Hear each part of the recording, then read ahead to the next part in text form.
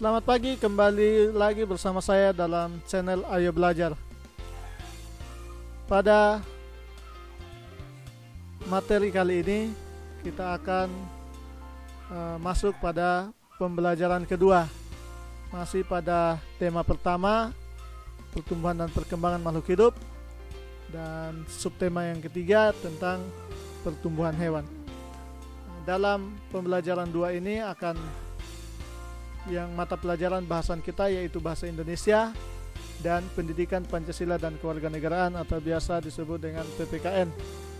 Namun sebelum kita lanjut membahas satu demi satu mata pelajaran, mari kita terlebih dahulu berdoa.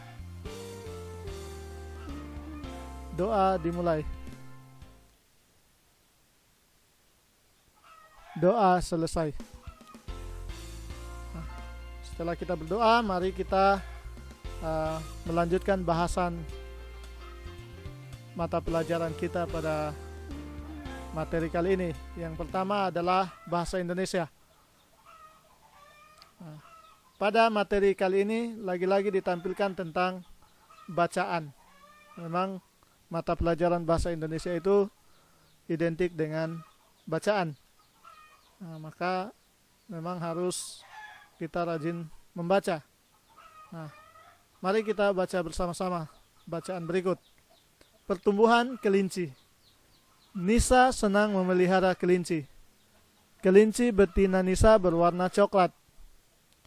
Kelinci betina Nisa melahirkan 6 kelinci. Anak-anak kelinci milik Nisa memiliki warna yang berbeda-beda. 2 anak kelinci berwarna coklat, 3 anak kelinci berwarna putih, dan 1 anak kelinci berwarna belang. Nisa sangat menyayangi kelinci piaraannya.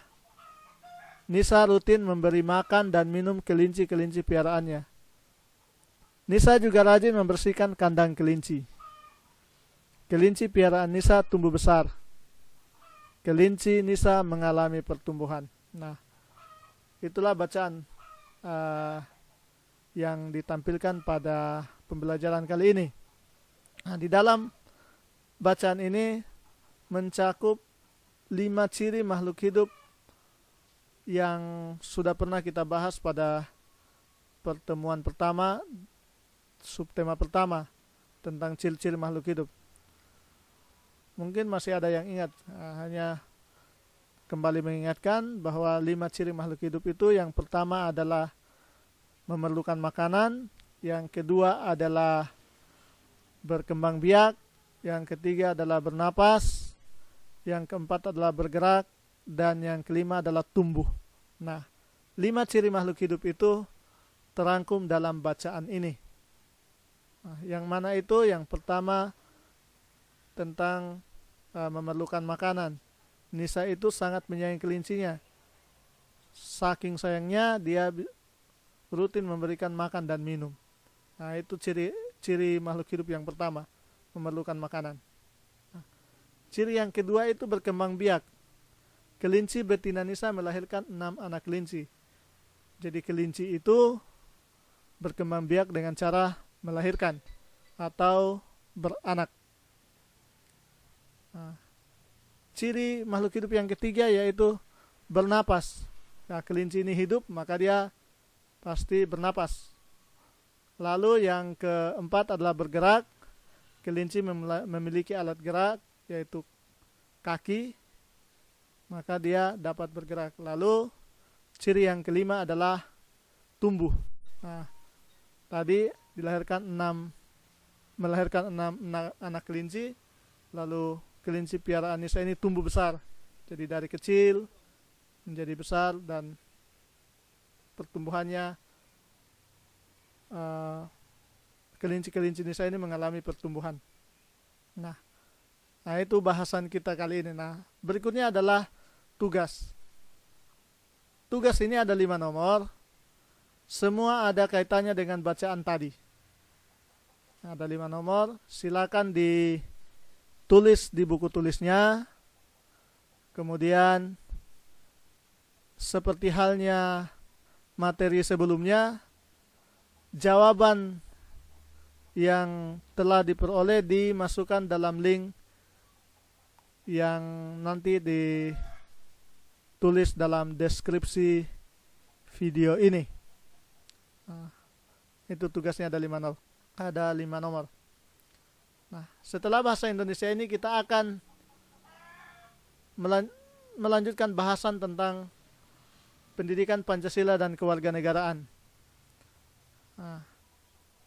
Pendidikan Pancasila dan kewarganegaraan atau biasa disingkat PPKN, dari subtema 1 sampai subtema ketiga ini sudah masuk pada pembelajaran kedua. Dari awal sampai sekarang masih ada kaitannya dengan tentang Pancasila. Ada hubungannya dengan Pancasila. Nah, materi kali ini makna bersatu dalam keberagaman. Mari kita perhatikan bersama-sama. Kita menjumpai keberagaman dalam kehidupan sehari-hari, baik di rumah, di sekolah, maupun di lingkungan masyarakat. Keberagaman itu dapat dilihat dari ciri fisik, warna kulit, sifat, kemampuan, dan kegemaran.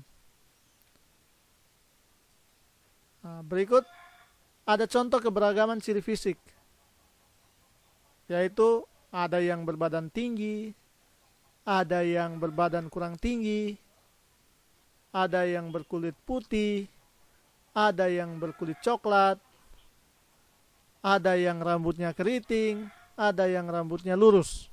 Nah, itu contoh keberagaman fisik. Nah, setelah contoh keberagaman fisik, kita lanjut contoh keberagaman kemampuan. Nah, contoh keberagaman kemampuan itu ada yang cepat berlari, ada yang kurang cepat berlari, ada yang bisa melompat, ada yang tidak bisa melompat. Nah, itu contohnya. Nah, kita lanjut contoh yang berikutnya, itu contoh keberagaman dalam kegemaran. Nah, ini banyak.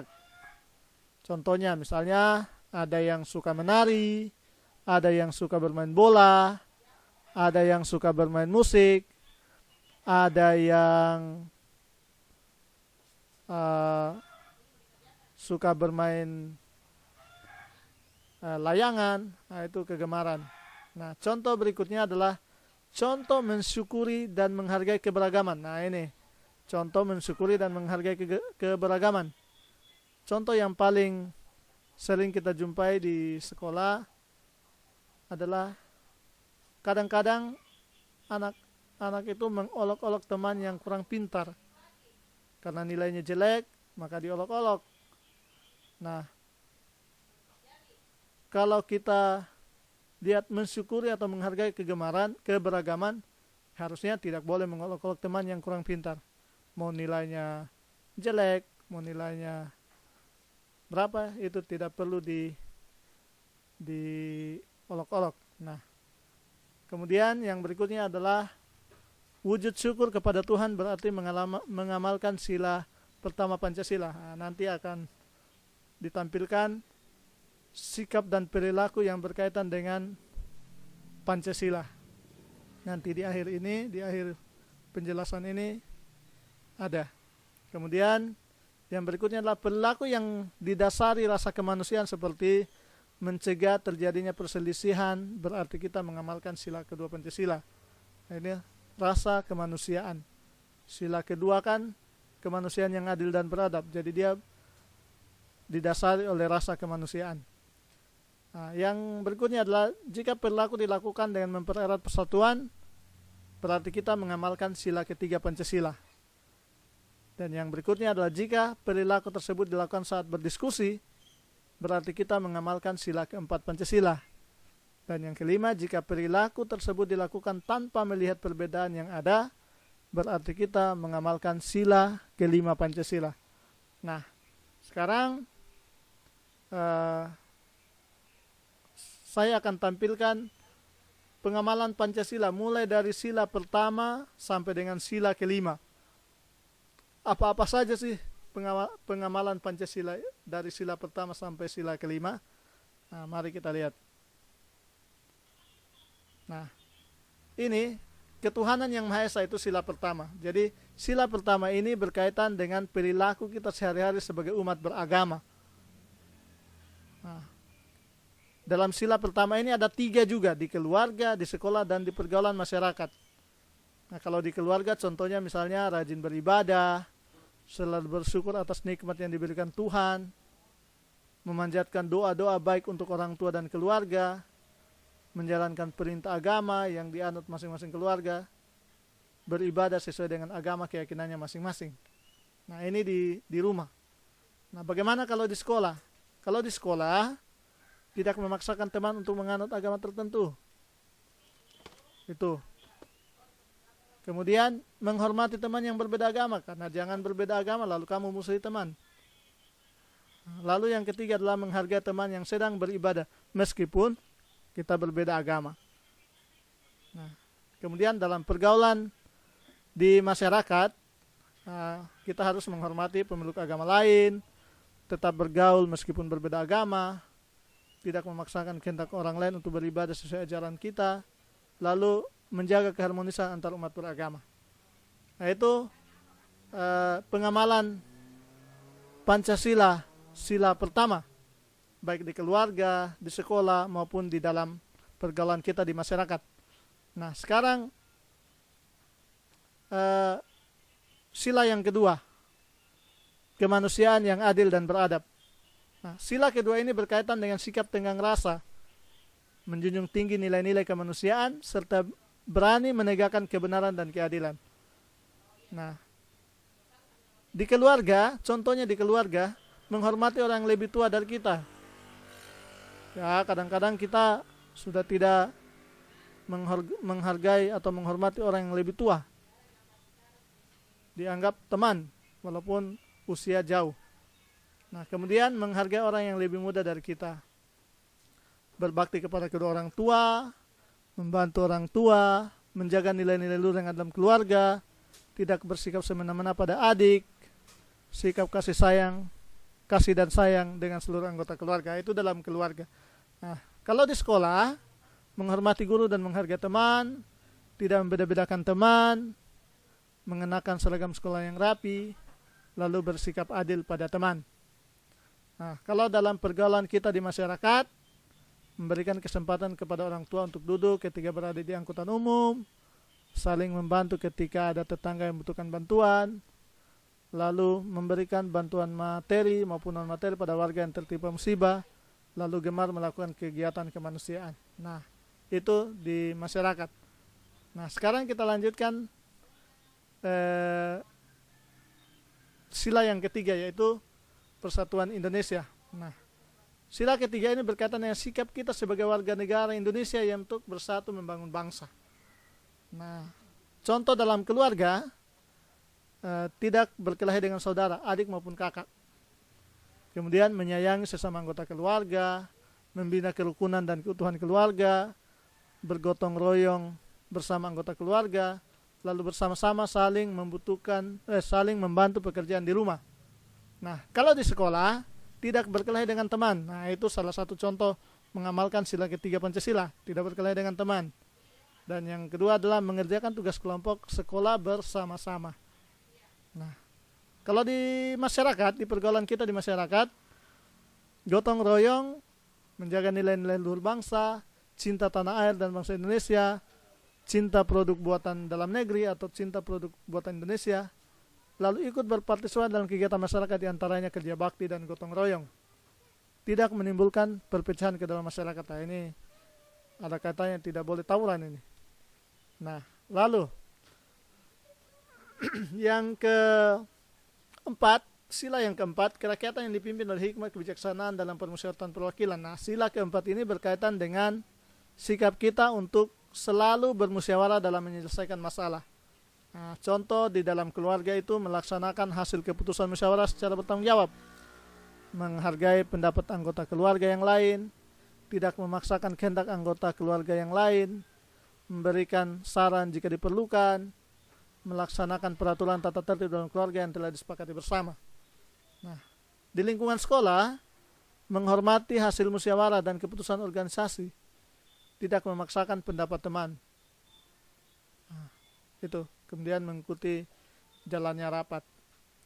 Kemudian yang ketiga, di pergaulan kita di masyarakat, mengutamakan kepentingan masyarakat, bangsa dan negara, bukan kepentingan pribadi.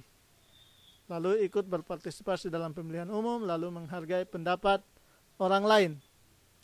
Nah, itu contoh pengamalan Pancasila di lingkungan masyarakat. Nah, sekarang kita lanjut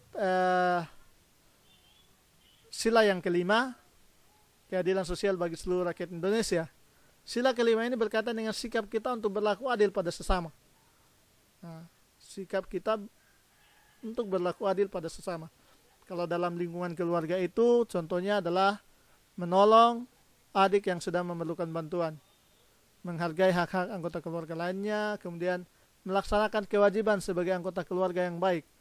Nah, sila kelima ini juga berkaitan dengan hak dan kewajiban. Nah, kemudian di lingkungan sekolah, menghargai hasil karya teman di sekolah. Jangan hasil karya teman jelek lalu dibilang jelek, tidak boleh. Nah, kemudian yang kedua, melaksanakan kewajiban-kewajiban sebagai siswa di sekolah, tidak pilih-pilih kasih dalam berteman. Nah, ini. Kemudian di lingkungan masyarakat, tidak membeda-bedakan antara kaya dengan yang miskin, harus mendahulukan kepentingan bersama, menghormati hak dan kewajiban orang lain, lalu taat membayar pajak. Nah, itulah pengamalan sila Pancasila dari yang pertama sampai dengan yang kelima. Nah, berikut ini ada contoh atau sikap, contoh perilaku atau sikap sehari-hari yang tidak sesuai dengan pengamalan nilai Pancasila dari sila pertama sampai dengan sila kelima. Nah, ini mungkin kita bisa baca bersama. Di lingkungan keluarga ada juga, di lingkungan sekolah ada. Nah, kita bisa baca, lalu itu yang ketuhanan yang Maha Esa, lalu ada kemanusiaan yang adil dan beradab. Itu di lingkungan keluarga juga ada sikap yang tidak perlu dilakukan. Kemudian di lingkungan sekolah juga ada. Lalu sila yang ketiga juga persatuan ada di semua, di lingkungan keluarga, di lingkungan sekolah, di lingkungan masyarakat kita, dalam pergaulan masyarakat kita juga ada sikap-sikap atau perilaku yang tidak perlu dilakukan yang bertentangan dengan sila Pancasila, mulai dari sila pertama sampai dengan sila yang ke-5. Nah, ini mulai dari sekarang yang keempat, kerakyatan yang dipimpin oleh hikmat kebijaksanaan dalam permusyawaratan perwakilan. Kemudian yang kelima ini adalah keadilan sosial bagi seluruh rakyat Indonesia. Ada juga 3 di lingkungan keluarga, di lingkungan sekolah, di lingkungan masyarakat, yang sikap-sikap yang tidak perlu kita lakukan dalam kehidupan kita sehari-hari. Nah, inilah materi yang menjadi bahasan kita hari ini. Nah, sekarang ada tugas untuk PPKN. Tugas kita cuma 1 nomor. Tuliskan 2 contoh pengamalan Pancasila di lingkungan sekolah. Di lingkungan sekolah, dari sila pertama sampai dengan sila kelima. Hanya 2 contoh pengamalan Pancasila di lingkungan sekolah, dari sila pertama sampai dengan sila kelima. Nah, sama halnya dengan bahasa Indonesia tadi, jawaban dari kita ini akan kita masukkan dalam link yang akan ditampilkan di deskripsi dari materi deskripsi video ini. Nah, itu saja bahasan materi kita pada pagi hari ini. Namun sebelum mengakhiri video ini, jangan lupa di subscribe videonya, like and share. Selamat pagi dan terima kasih.